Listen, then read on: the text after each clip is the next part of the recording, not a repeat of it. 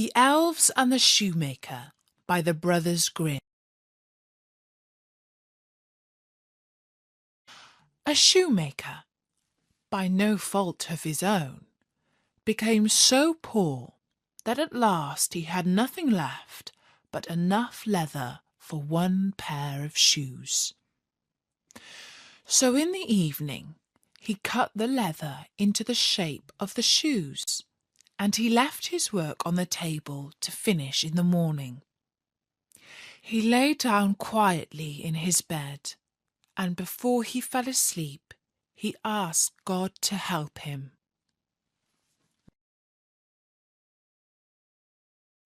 In the morning, just as he was about to sit down to work, he saw the two shoes standing quite finished on his table.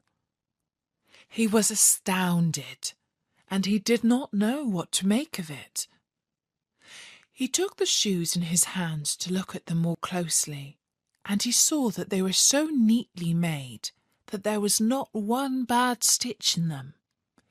It was just as if they were intended as a masterpiece.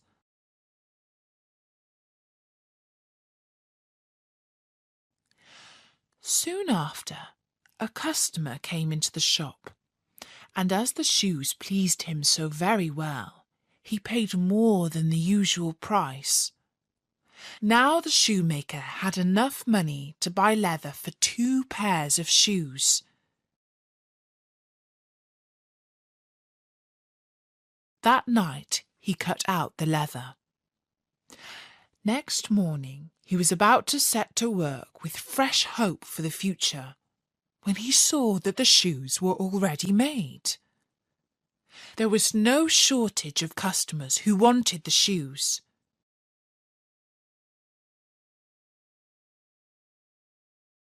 That night the woman lighted a candle, and then they hid themselves in a corner of the room, behind some clothes which were hanging up there, and watched.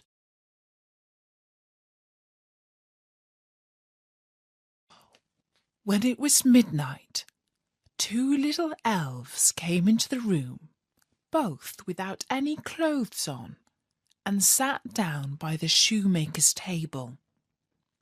They took all the work which was cut out before them, and began to stitch and sew and hammer so skilfully and so quickly with their little fingers that the shoemaker could not turn away his eyes for astonishment.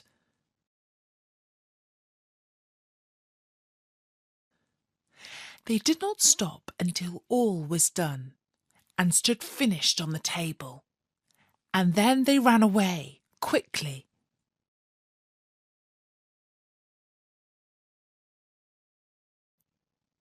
The next morning the woman said, "The little men have made us rich, and we really must show that we are grateful for it. They run about so, and have nothing on, and must be cold. I'll tell you what I'll do. I will make them little shirts and coats and vests and trousers, and knit both of them a pair of stockings, and you can help too.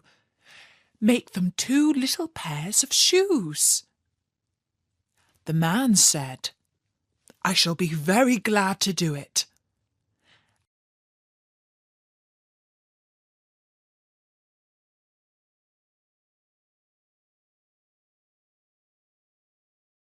One night, when everything was ready, they laid their presents all together on the table instead of the cut-out work, then hid themselves to see what the little men would do.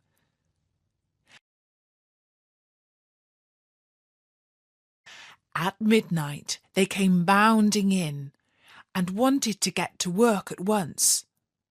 But as they did not find any leather to cut out, but only the pretty little articles of clothing, they were at first puzzled, and then delighted.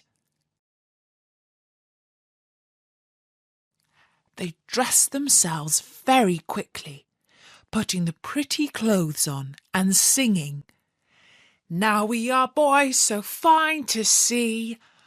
Why should we longer cobblers be?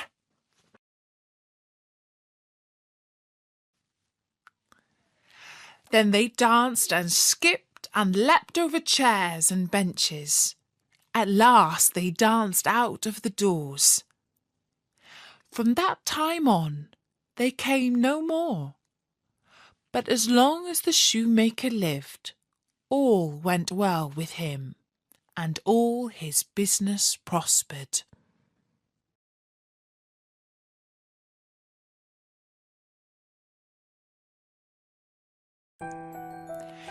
And that was the story of the Elves and the Shoemaker by the Brothers Grimm.